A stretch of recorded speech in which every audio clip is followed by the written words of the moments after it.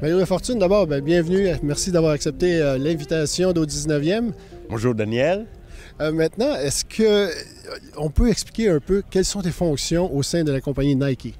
Maintenant, je suis directeur de l'innovation au niveau golf, donc c'est l'innovation pour bâtons, chaussures, vêtements et équipements. Actuellement, quelle est la tendance au niveau de l'équipement, au niveau des vêtements, au niveau de tout ce qui touche l'athlète, au niveau des chaussures aussi? Est-ce que c'est vraiment la stabilité? C'est quoi au juste? Non, en fait, ce que l'on essaie de faire, c'est d'écouter les athlètes. Et ça, c'est quelque chose sur lequel Nike est très fort, c'est qu'on est toujours en contact avec les athlètes. Et on leur parle, et c'est eux qui nous font partie de leurs besoins. Ce ne sont pas de la chaussure, entre autres, Tiger Woods. C'est lui qui nous a dit, écoutez, moi, je m'entraîne avec une chaussure, entraînement, course à pied, mon gymnase, et je suis vraiment confortable dans cette chaussure-là. Il nous a en fait lancé un défi. Il nous a dit, est-ce que vous pouvez prendre une chaussure comme ça, puis quand même en faire une chaussure de golf en gardant les propriétés? Et donc, c'est en écoutant l'athlète, les besoins, nous, on suit ce que l'athlète demande.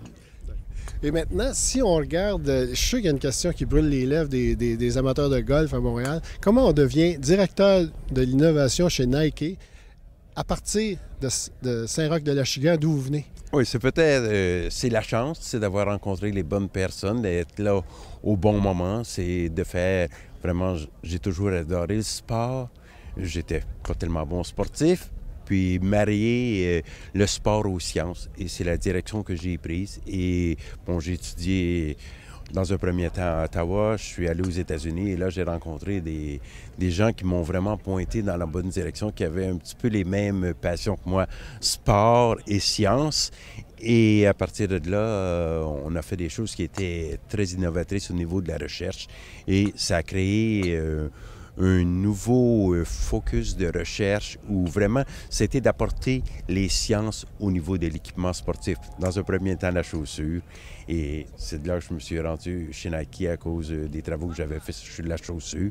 Et maintenant, bon, c'est de prendre ce que j'ai appris au niveau du laboratoire. Le laboratoire, on touchait à tout, mais c'était la recherche simplement, alors que mon nouveau poste, c'est partir des idées, les concepts, formation de prototypes, évaluation des prototypes, amélioration des prototypes, et tout se fait toujours en rapport très près avec l'athlète, et on lui demande du feedback, toujours pour améliorer le produit, et j'ai été chanceux, les gens avec qui je travaille, ce sont des gens super compétents, et le contact avec les athlètes, donc c'est un peu l'emploi de rêve pour moi.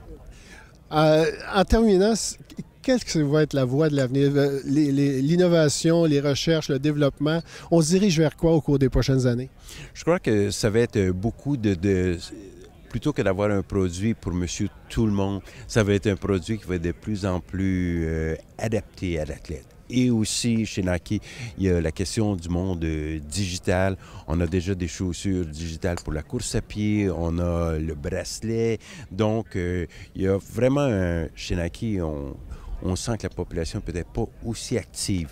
Donc, il y aura des efforts à amener les gens à être actifs et leur donner des outils qui leur permettront vraiment de les encourager à être actifs. Mario Lafortune, merci beaucoup pour votre visite, en fait, pour avoir accepté notre invitation, puis bonne chance dans les années à venir. Merci beaucoup, Daniel, et à la prochaine.